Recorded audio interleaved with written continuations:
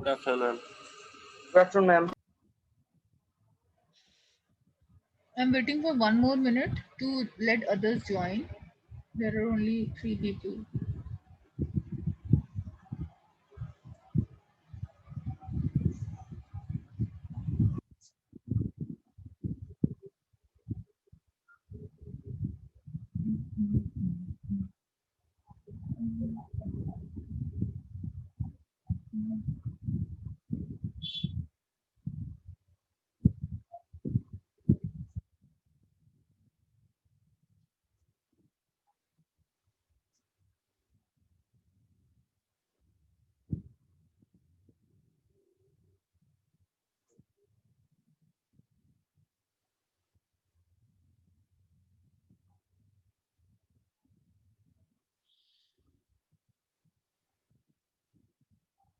बेटा किसी को पुराने टॉपिक में कुछ कुछ क्वेरीज हैं तो बताना मुझे।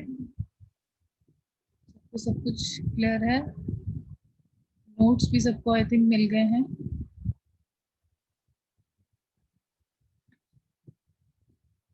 आज जो मैं टॉपिक आपको न्यू टॉपिक कवर करने वाली हूँ कॉन्स्टिट्यूशन ऑफ इंडिया में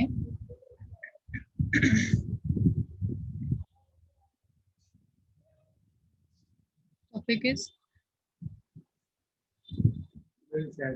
this is the topic basically today we'll be covering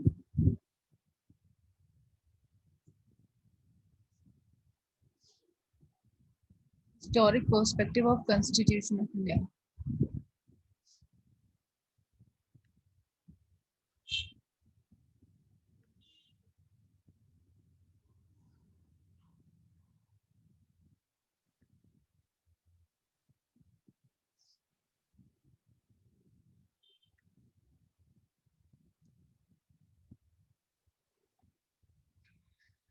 So, as this topic is suggesting us historic perspective, Constitution of India क्या है हम already पढ़ चुके हैं और वैसे तो it's a legal document of our country which gives us the entire powers to the government and the framework in which the government of our country works. तो अब जो कॉन्स्टिट्यूशन ऑफ इंडिया है वो फॉर्म हुआ है तो उसकी history क्या है? हिस्टोरिक पर्सपेक्टिव इज दैट उससे पहले क्या होता था, फिर कैसे वो पिक्चर में आया, कॉन्स्टिट्यूशन कंस्टिट्यूट कैसे हुआ, किसने बनाया और कब एग्जैक्टली वो फाइनल हुआ और कैसे उसका एग्जीक्यूशन किस डेट से स्टार्ट हुआ. Although we know that 26th of January 1950 was the date when it came into power and it was officially accepted by our country and everything started after that. But उससे पहले की history constitution of India की क्या है, that is what we will cover in this lecture. Historic perspective क्या है constitution of India का. Okay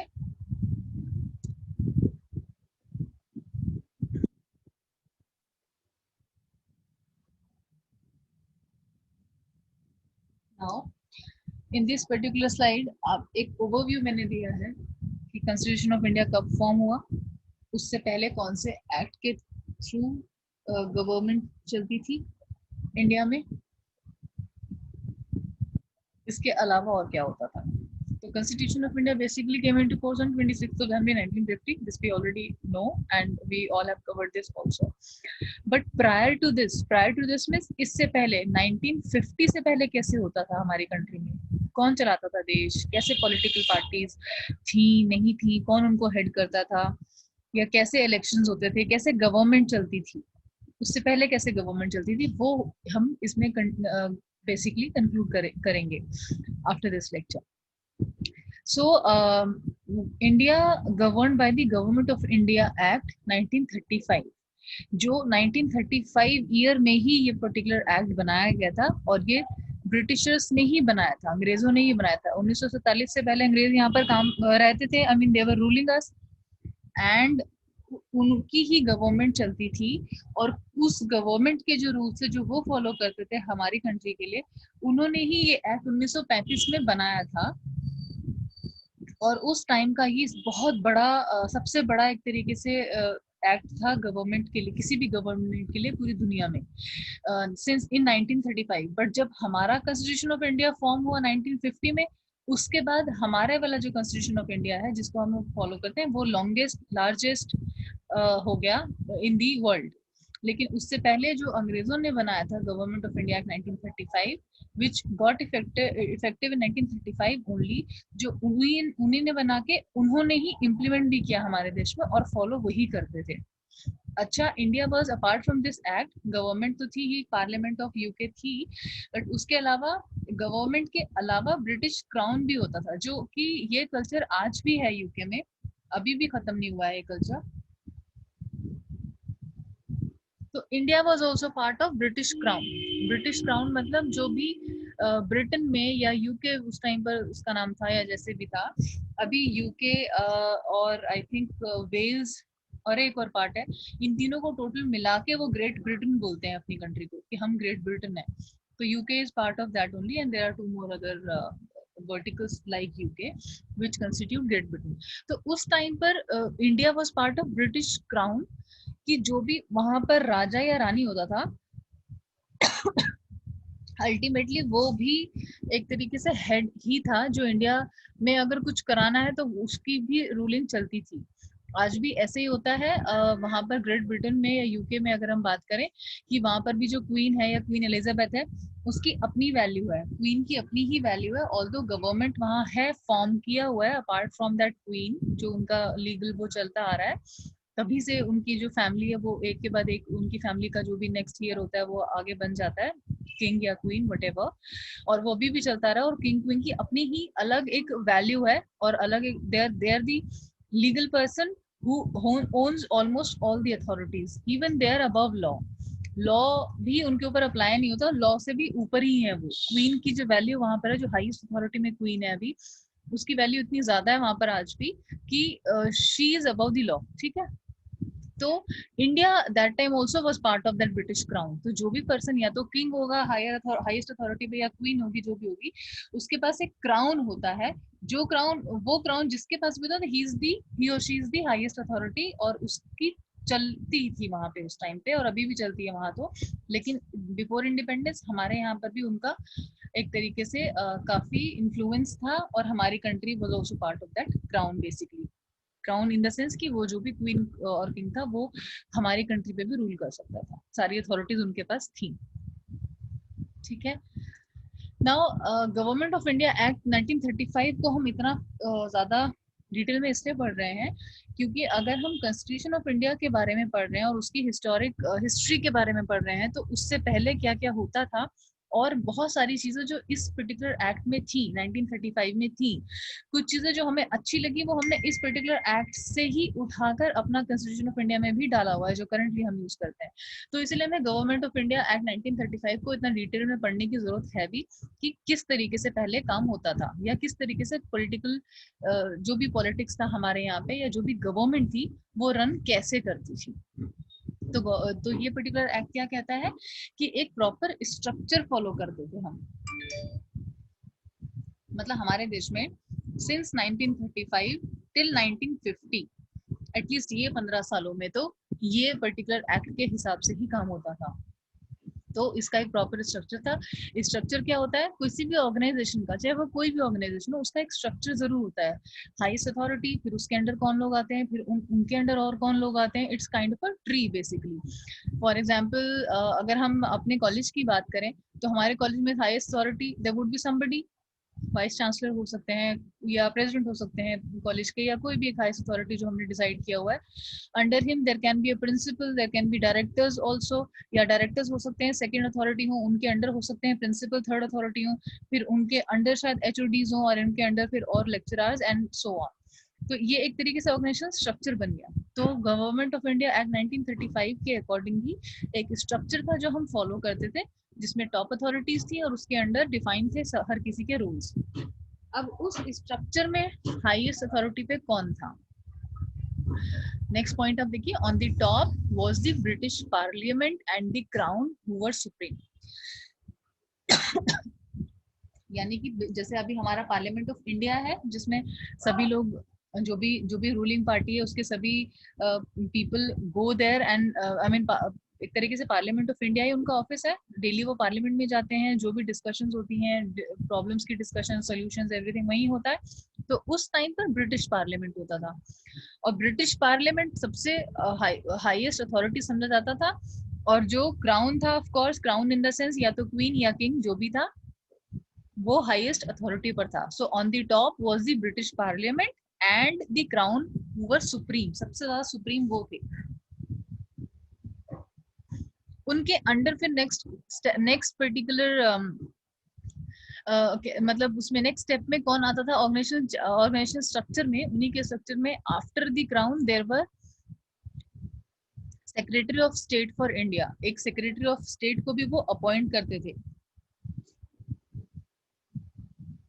was appointed only for India, कि मतलब ये रहेगा secretary of state for India. लेकिन वो भी पर्सन इंडिया का तो इंडिया के लिए तो होता था, बट इंडियन नहीं होता था। वो लोग अपने ही किसी पर्सन को अपॉइंट करते थे who was a British cabinet member, यानी कि उन्हीं के अपने कैबिनेट का कोई अंग्रेज ही मेंबर बनता था secretary of state for India.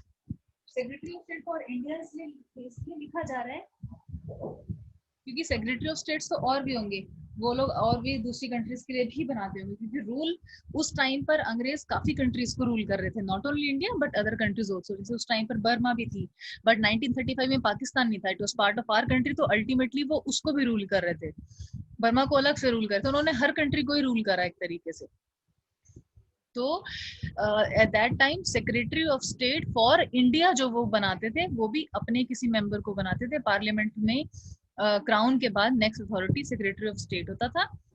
Next level पे उसका नेक्स्ट लेवल होता था under this secretary of state. Secretary of state जो है अपने अंडर एक और असिस्टेंट हायर करता था, जिसका नाम होता था governor general, who was the एक तरीके से who was reporting to the secretary of the state. और वो भी कौन अपॉइंट करता था?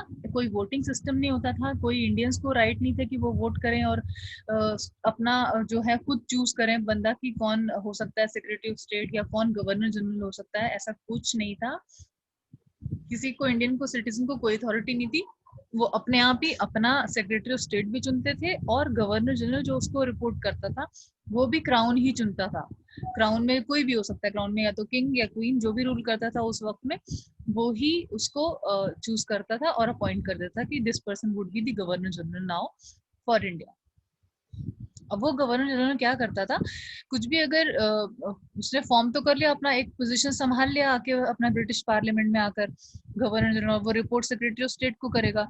और लेकिन जिस भी तरीके से कुछ भी इश्यू, सपोज अब जैसे हमें कुछ इश्यूज होते हैं तो हम आगे रिपोर्ट करते हैं ना ऊपर, अपने जो भी हमारे लोकल पॉलिटिशियंस हैं हम उनको रिपोर्ट करते हैं, देन वो आगे और ऊपर सीएम को करते होंगे स्टेट लेवल पे, देन वो आगे गवर्नर को करता होगा, या सेंट्रल लेवल पे हम पीएम को, प्रेसिडेंट को, सबको हम एड्रेस करते हैं। तो उस वक्त जो भी इश्यूज होते थे वो सब गवर्नर जनरल को रिपोर्ट करते थे, या सजेशंस भी गवर्नर जनरल के पास एक अथॉरिटी ये तो थी कि वो सुन सकता है, इफ ही वांट्स तो वो सुन सकता है बाकी जो मिनिस्टर्स पार्लियामेंट में हैं, ब्रिटिश पार्लियामेंट में, लेकिन डिसीजन उसका अपना ही होता था। तो अल्टीमेटली आप देखो कि उन्होंने इस तरीके से स्ट्रक्चर बनाया हुआ था कि हर तरीके से चलेगी उन्हीं की, वही वो जो चाहेंगे वही होगा।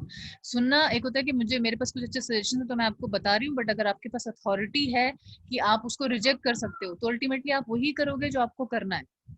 So same was the case with Governor General also. He was expected to listen to the ministers कि वो लोग discussions करते थे, problems की भी और फिर solutions भी और advices भी या suggestions भी मिल जाते थे उनको दूसरे ministers से, मगर वो गवर्नर जनरल जनरली उसके पास ये राइट होता था कि वो रिजेक्ट कर सकता है सारी एडवाइसेस, और डिसीजन जो उसको लेना है वो फर्दर अपने हिसाब से ले सकता है अंडर द गवर्नर जनरल। अब इस गवर्नर जनरल जिसको अपॉइंट करा क्राउन ने, उस were the governors of the provinces, मतलब जैसे हमारे पास अभी आजकल स्टेट्स है ना, उस टाइम पे डिफरेंट प्रोविंसेस या होते होंगे जो कि एक तरीके से स्टेट्स ऑफ इंडिया ही होती थी, मतलब एक पार्ट होता है, एक प्रोविंस को एक पार्ट बोल दिया। For example UP is a state now, may be that time UP could have been a province, उसका अपना एक गवर्नर जनरल हो गया। So these governor generals were expected to listen to the ministers elected by the way of limited franchise, मतलब franchise के base पर जो कुछ मेंबर्स पार्लियामेंट के, उन्हीं की सलाह मशवरा से ये मिनिस्टर्स भी बन जाते थे, इलेक्ट हो जाते थे। बट एडवाइस वही है कि एडवाइस ही was free to just reject और एक्सेप्ट द एडवाइस। अगर उसको लग रहा है कि कुछ एडवाइस किसी मिनिस्टर से अच्छी भी आई है, उसको किसी का कुछ सजेशन बहुत अच्छा लगा कि हम ऐसा करेंगे तो हो सकता है उन्हीं का ज्यादा फायदा हो, तो वो उसको एक्सेप्ट भी कर सकते थे। बट ज्यादातर वो लोग रिजेक्ट करते थे, क्योंकि उन्हें सजेशंस मिलते थे ऐसे जिसमें कि इंडियंस का फायदा हो। तो वो इंडियंस का फायदा इतना ना देख के सिर्फ अपना फायदा देखते थे कि किस तरीके से हम लॉन्ग टाइम तक इनके ऊपर रूल कर सकते हैं, इंडियंस के ऊपर, और इनकी कंट्री को एक्सप्लॉइट कर सकते हैं। जो इनकी कंट्री में अच्छी चीजें हैं हम उनको किस तरह से अपना बना के अपनी कंट्री में ले जा सकते हैं, वो सब उन्होंने किया ही है। ये 200 साल तो अंग्रेजों ने यही काम करा है। So this was what it is, कि गवर्नमेंट ऑफ इंडिया एक्ट ये कहता था कि किसी को राइट तो था नहीं वोटिंग का, ये स्ट्रक्चर वो फॉलो करते थे। सबसे ऊपर पार्लियामेंट रहता था या क्राउन रहता था, उसके अंडर सेक्रेटरी, उसके अंडर गवर्नर जनरल, और गवर्नर जनरल के अंडर कुछ मिनिस्टर्स, जो कि हर स्टेट के अपने अलग अलग मिनिस्टर्स हुआ करते थे जो लोकली उसको रूल कर रहे थे, वही होते थे वो मिनिस्टर्स भी। अथॉरिटी फाइनली इन्हीं के पास होती थी। बट ठीक है, अब इसका रिजल्ट क्या हुआ? गवर्नमेंट ऑफ इंडिया एक्ट 1935 जो 1935 वाला एक्ट है, इसका रिजल्ट क्या हुआ कि मिनिस्टोरियल फॉर्म ऑफ गवर्नमेंट तो बन गया, कि हमने ये देख लिया, और पार्लियामेंट भी था प्रॉपर, और एक अच्छा खासा मिनिस्टोरियल फॉर्म, मतलब मिनिस्टर्स थे सारे एक तरीके से, इस फॉर्म की गवर्नमेंट तो फॉर्म हो गई, बन गई। बट प्रैक्टिस कुछ नहीं होता, क्योंकि अगर मिनिस्टर्स को कोई राइट ही नहीं है किसी भी चीज का, कोई अथॉरिटी ही नहीं है, तो फिर वो प्रैक्टिस कोई फायदा नहीं है उसको कुछ करके। जैसे मैंने आपको भी लास्ट स्लाइड में बताया कि मिनिस्टर्स सजेशंस तो दे सकते थे, प्रॉब्लम्स डिस्कशन कर सकते थे, सॉल्यूशंस भी दे सकते थे, बट अल्टीमेटली होता वही था जो हायर अथॉरिटीज ने, जो ब्रिटिशर्स ने फाइनल कर देना है। तो 1935 में इन लोगों ने ये एक्ट बनाया, parliament of United kingdom, UK जिसको हम बोलते हैं, या जिसको यूके आज भी हम बोलते हैं इसको, it is still you can से one province of great Britain. ठीक है, अगस्त में ये बनाया गया, और उस टाइम पर it was the longest act of British parliament ever enacted. ठीक है, मतलब ब्रिटिश पार्लियामेंट में जो ये एक्ट बना, कभी भी बना है गवर्नमेंट ऑफ किसी भी कंट्री की गवर्नमेंट के लिए, वो उस टाइम का लॉन्गेस्ट एक्ट था। और इतना लंबा था, इस वजह से इन्होंने क्या किया कि इसको स्प्लिट कर दिया। एक ही एक्ट पहले बनाया हुआ था, गवर्नमेंट ऑफ इंडिया एक्ट 1935, इसको ही वो इंडिया में भी अप्लाई करते थे, और इंडिया बहुत बड़ी कंट्री थी इसलिए इंडिया का नाम इन्होंने डाल रखा था, और इसी को अप्लाई करते थे वो बर्मा में भी, Myanmar, which is Myanmar also. So then they split it into two things, कि गवर्नमेंट ऑफ इंडिया एक्ट बना दिया और गवर्नमेंट ऑफ बर्मा एक्ट बना दिया। दोनों ही 1935 में बना दिए इन्होंने, इस तरीके से कि अलग अलग कंट्री के लिए अलग अलग नॉर्म्स कर दिए। शायद बर्मा, क्योंकि because in comparison very small country it was, तो उसके सेक्शंस भी आप देखेंगे 159 सेक्शंस ही थे इसमें, और 6 शेड्यूल्स थे उनके इस पर्टिकुलर एक्ट के लिए। लेकिन जो इंडिया का एक्ट था वो बहुत ब्रॉडर था, 321 सेक्शंस तो उन्होंने खुद ही बनाए थे। तो 1935 के टाइम का this was the biggest act you can say, और the longest act for the formation of the government of India. ठीक है, federal structure was form. Federal structure का क्या मतलब होता है कि जैसे एक तरीके से मिनिस्टर्स हैं, मिनिस्टर्स में जैसे पीएम हो गया, प्राइम मिनिस्टर, वो भी तो एक मिनिस्टर ही है, या प्रेसिडेंट हो गया, वो भी एक तरीके से एक मिनिस्टर ही है, मंत्री ही है वो भी, राइट। मगर ये सब चीजें थी तो मिनिस्टर्स तो होते थे, बट फेडरल स्ट्रक्चर में मिनिस्टर्स होते थे, but powers were only with the head of the Britishers only. ठीक है, और जो भी हमारी स्टेट होती थी हमारी कंट्री में, ये सब रूल ज्यादातर नेटिव रूलर्स जो थे, जो उस पर्टिकुलर स्टेट का कोई नेटिव ही बंदा होता था वहीं का, जिसके पास थोड़ी ज्यादा पैसा था या थोड़ा ज्यादा पावर था, वही उस पर्टिकुलर स्टेट को रूल करता था। इसी वजह से हमारी कंट्री में उस वक्त इतना यूनिटी भी नहीं था, हर कोई अपनी अपनी स्टेट का मालिक अपने आप को समझता था।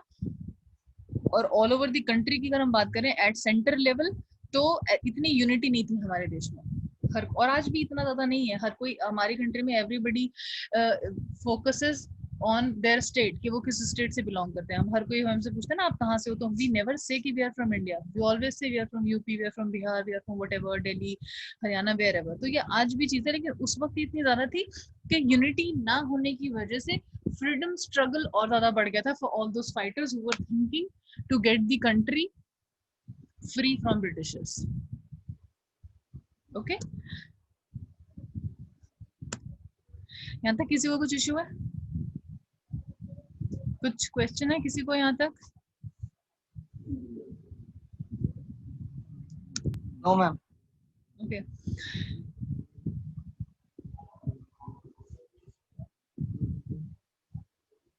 Thank you, Ritik, Dipanshu, and Ashutosh.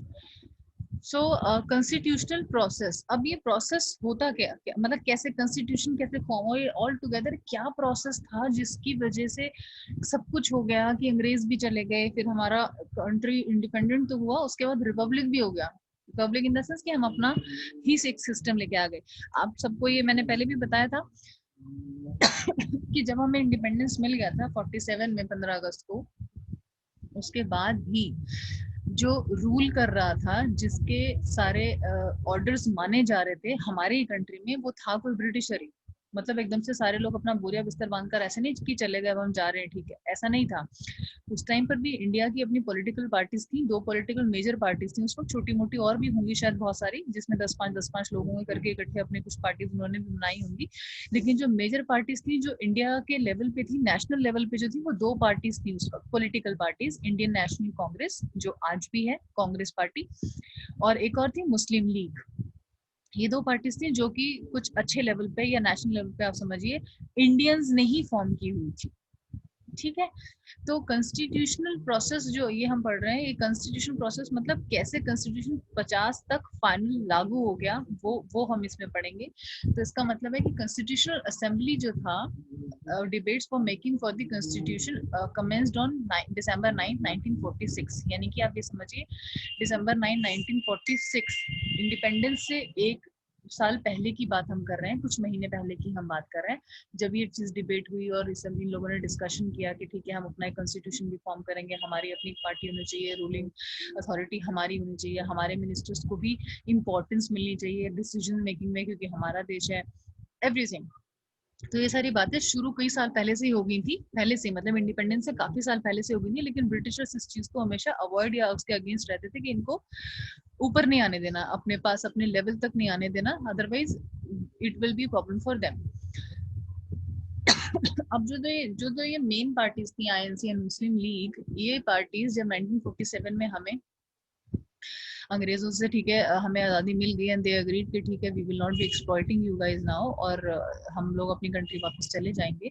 तो उस वक्त में अब जो आईएनसी थी, इट वांटेड कि उनका रूलिंग रहे कंट्री पे, मतलब जो भी कोई नेता कंट्री को फॉलो नेक्स्ट करने के लिए बनेगा, पीएम होगा, प्रेसिडेंट होगा या जो भी बनेगा, वो अब उनकी पार्टी से बनेगा।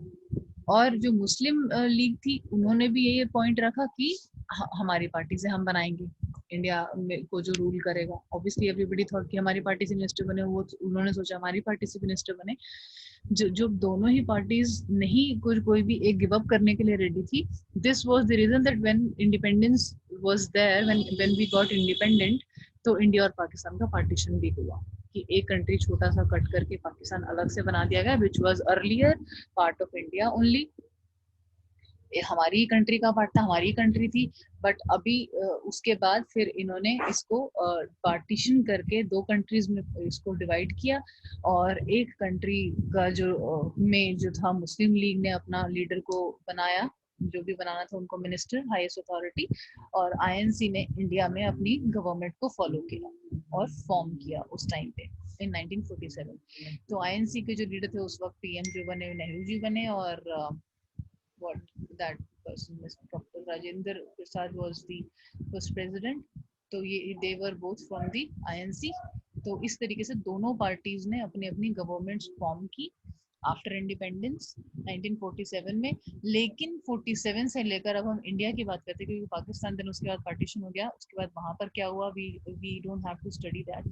आफ्टर दैट जो हमारी इंडिया कंट्री बच गई आफ्टर पार्टीशन, यहाँ पर ये फॉर्म हो गई गवर्नमेंट। बट हुआ क्या कि अल्टीमेटली जो भी अथॉरिटी था वो था वही पर्सन जो ब्रिटिश का था, जो रूल कर रहा था पहले भी, क्योंकि we were not capable enough to form how to form of government, कैसे होएगा, इलेक्शन होंगे नहीं होंगे, कौन पीएम बनेगा कौन नहीं बनेगा, प्रेसिडेंट कौन बनेगा, और कौन इतना केपेबल एनफ है भी, ये सारी चीजें डिसाइड होने में इनको टाइम लगा। और to understand how to rule a country और to understand what to do by the minister, इनको थोड़ा टाइम भी लगा। और अपनी कोई ऐसा कॉन्स्टिट्यूशन भी नहीं था जिसको फॉलो करें कि ये हमारा पर्टिकुलर लीगल डॉक्यूमेंट है जिसको हम फॉलो करेंगे, कुछ भी ऐसा बना नहीं हुआ था, ना हमारा कोई लीगल सिस्टम इस तरीके से फॉर्म्ड था।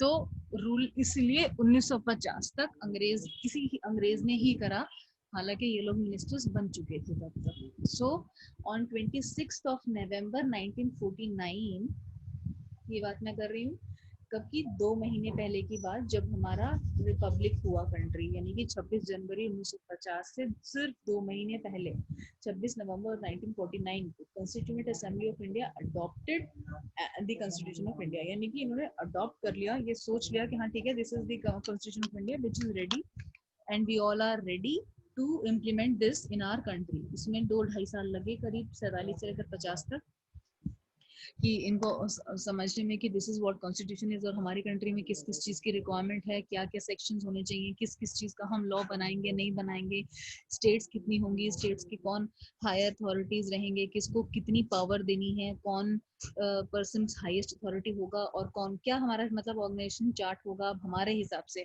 Not with the parliament of British government, but हमारे हिसाब से क्या होगा, ये सब चीज़ों को फॉर्म करने में और अडॉप्ट कर लिया था हमने 1949 में, and then after 2 months it came exactly on paper, officially ये इम्प्लीमेंट होने लगा, या एक तरीके से कहते हैं ना कि it came into effect on 26 जनवरी, जिसको हम अब रिपब्लिक डे सेलिब्रेट करते हैं, क्योंकि बेसिकली अब हमारे पास अपनी गवर्नमेंट थी, अब हमारे पास अपने लॉज थे, अपनी जुडिशरी थी, अपने कोर्ट्स थे, सब कुछ हमें पता था कि अब हम आगे कैसे परफॉर्म करने वाले, we had a process now, जो प्रोसेस अभी तक हम फॉलो बना नहीं पाए थे अपने लिए, या फॉलो नहीं कर रहे थे इवन आफ्टर इंडिपेंडेंस।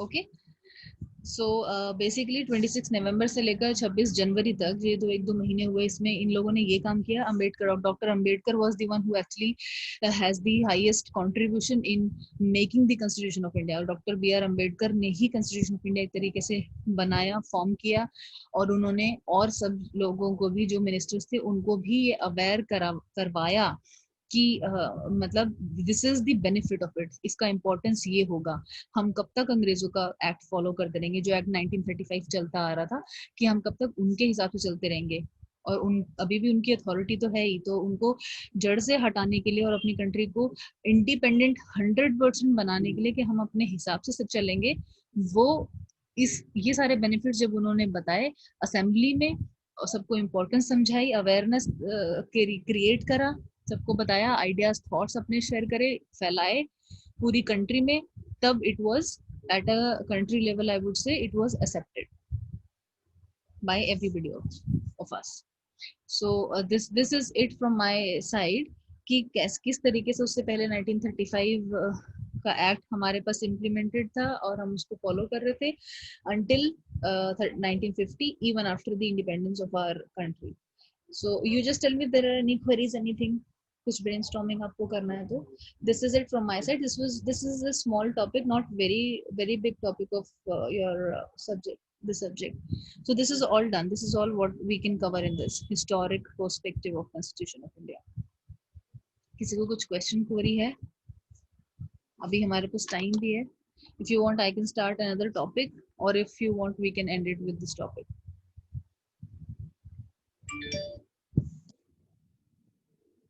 बताइए कि सिर्फ कुछ questions हैं? सबको सब कुछ समझ आ रहा है? Guys, I'm asking you people, please tell me. Ritik, you want me to end the lecture? I'm just clicking your attendance. There are 18 participants today. बहुत कम लोग आप अटेंड कर रहे हो लेक्चर, अटेंडेंस कम रहेगी तो it will be a problem later on for you people. Try to tell your friends that they should all be attending the lectures. उनके लिए अच्छा है, सभी के लिए। 18 लोग आप लोग सिर्फ लेक्चर्स में आ रहे हो, 50 लोग आपकी क्लास में। So we should be taking care of this.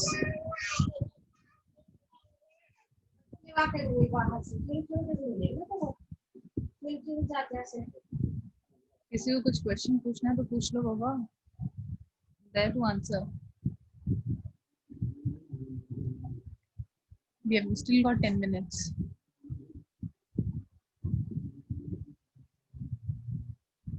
Okay, let me just share my screen with you people to discuss the syllabus then.